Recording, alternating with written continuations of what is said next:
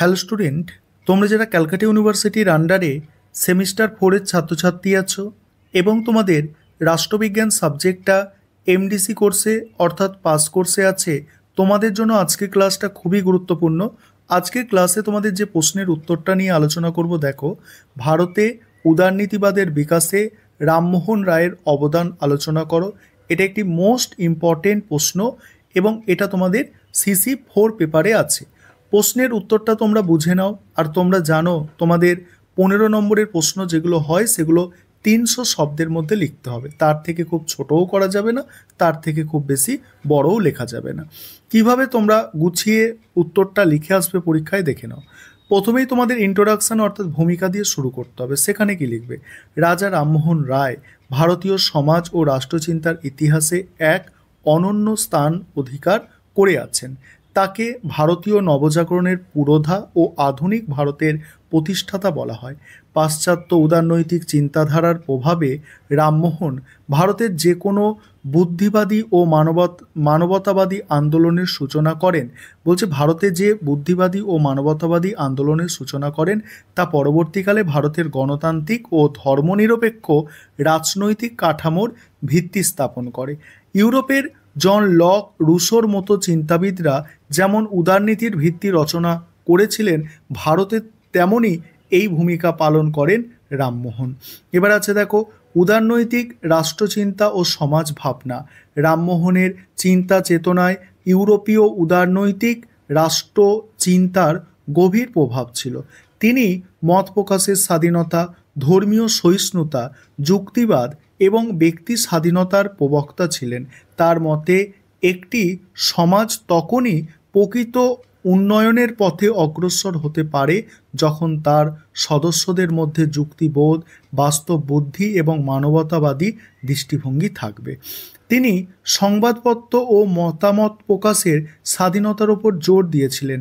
তার সম্পাদিত সংবাদপত্র যেমন সংবাদ কৌমুদী ছিল জনমত গঠনের একটি গুরুত্বপূর্ণ মাধ্যম। ইংরেজি শিক্ষার প্রসারে তিনি বিশ্বাস করতেন কারণ তার মতে পাশ্চাত্য বিজ্ঞান, প্রযুক্তি ও উদারনৈতিক ভাবধারা গ্রহণ করতে হলে এই ভাষা জানা অপরিহার্য। তারপরে হচ্ছে ধর্মীয় সহিষ্ণুতা ও ব্রহ্ম সমাজ। রামমোহনের ধর্মচিন্তা উদারনৈতিক ভিত্তিতে গঠিত। তিনি পরমত সহিষ্ণুতা ও সব ধর্মের প্রতি সমান শ্রদ্ধার নীতি বিশ্বাসী ছিলেন। তিনি হিন্দু ধর্মের গোঁড়ামি, বহুবিবাহ, সতীদাহ প্রথা প্রভৃতি কুসংস্কারের বিরুদ্ধে সোচ্চার হন। ব্রহ্ম সমাজের মাধ্যমে তিনি এক ঈশ্বরবাদী, যুক্তিবাদী এবং মানবতাবাদী ধর্মচর্চার প্রচলন করেন। এবার দেখো, বাকি অংশটুকু আলোচনা করব। তার আগে যে বিষয়টা তোমাদের বলার আছে, তোমাদের জন্য অনলাইন কোচিং ক্লাস চলছে। তোমরা যদি কেউ পেড ব্যাচে অ্যাডমিশন নিতে ইচ্ছুক থাকো বা স্টাডি মেটেরিয়াল পারচেস করতে চাও, সেক্ষেত্রে নিচের দেওয়া নম্বরে যোগাযোগ করতে পারো। পরের পয়েন্ট দেখো, শিক্ষা ও জাতীয় চেতনা গঠন। শিক্ষার প্রসারে রামমোহনের ভূমিকা ছিল অসামান্য। তিনি বিশ্বাস করতেন শিক্ষিত সমাজই গণতন্ত্রের ভিত্তি। তার প্রচেষ্টায় হিন্দু কলেজের পাশ্চাত্য বিজ্ঞান ও যুক্তিবাদ ভিত্তিক পাঠ্যক্রম চালু হয়।